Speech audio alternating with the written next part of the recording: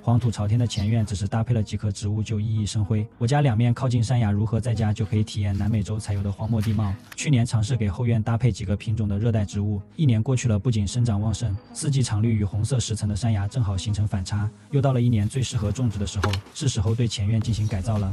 到大棚挑选一些喜欢的植物，经过一年对这类型植物的经验总结，就选几个比较耐看且搭配容易出效果的品种。搬回家就是这么一大堆。为了营造荒漠感氛围，还需要寻找每一瞬间都见证了宇宙的变迁，历经亿万年才能形成的原石。植物经过长途跋涉，很多根都已经枯萎，刚修理过的根需要晾干，期间就可以对土壤进行改良了。虽然这类植物原本大多生活在南美洲荒野贫瘠的地带，对土壤要求并不高，最关键的就是透气离水，还是要搭配点科技与狠货。现在就用黄沙和石头搭配，看能不能复刻出原始风貌。黄沙覆盖住泥土，石头就随意摆放，为了花池具有层次感和更利于排水。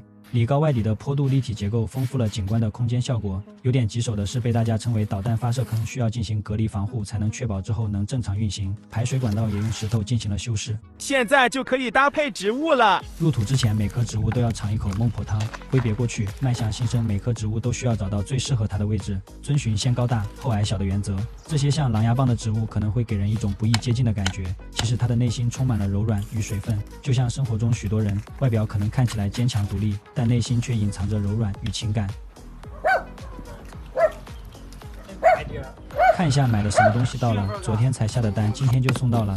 老铁们应该都知道，之前电视被我手残，刚开箱就祭天了。没有电视这段时间，小孩上网课看动画只能借助手机，就连老爸平时看电视的习惯都变成了看手机。这样下去对家人的生活和视力都会造成影响。每个人都拿着手机窝一边，生活也少了点烟火气。一直都想换个理想的电视，我对什么参数并不在意，主要是在乎音质和画质，品牌在预算范围内尽量挑好的。对比其他合资品牌，趁着品牌有优惠，给家人选择了这台性价比很高的东芝 Z600。对比了几个电视才发现，东芝宣传的70年音画调教经验真不是吹的，随便播放一段电影跟在电影院的效果似的。而且我发现这个声音也不会因为房间空而消散，等会拿到院子再试一下。先给它加个移动支架，这样电视又能变成移动屏幕。因为电视自带的护眼功能，小孩看起来不会像其他电视那么刺眼，平时在院子里练习街舞时头疼更便捷。最重要，想看个电影也不用像投影仪那样得等到天黑才行。现在无论想在哪里看电视都可以随意移动。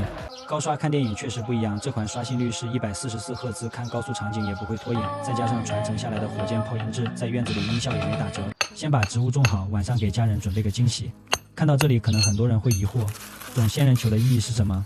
仙人球算是一种富有象征意义的植物，它代表着坚强、勇敢、外刚内柔和守护陪伴等美好的品质，也时刻提醒着我，生活中无论面临着什么样的困难和挑战，只要我们有勇气去面对它们，并坚持不懈地追求自己的目标，就一定能够在生活中找到属于自己的精彩篇章。现在把植物的头皮屑清理干净。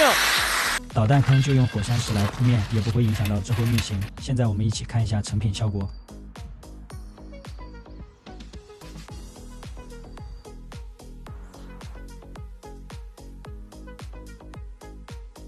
改造这么久，这次离我想要的效果最接近。今晚吃个火锅犒劳一下自己。